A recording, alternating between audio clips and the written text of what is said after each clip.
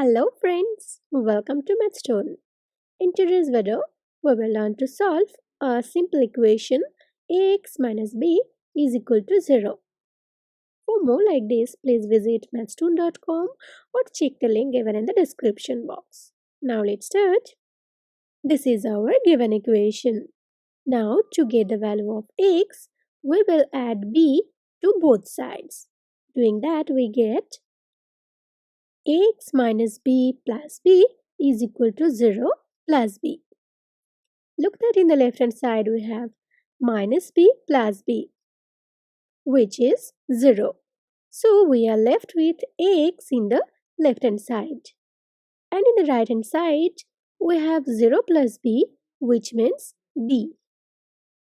As the coefficient of x in the left hand side is a, so we will divide the both sides by a. Doing so, we get ax by a is equal to b by a. Now in the left hand side, a gets cancelled and we are left with x. And in the right hand side, we have b by a. So x is equal to b by a is our final answer. Thank you for watching. Please like and share this video if you find it useful. Leave a comment in the comment box. Do not forget to subscribe this channel. Please hit the bell icon to get notification of new videos earlier.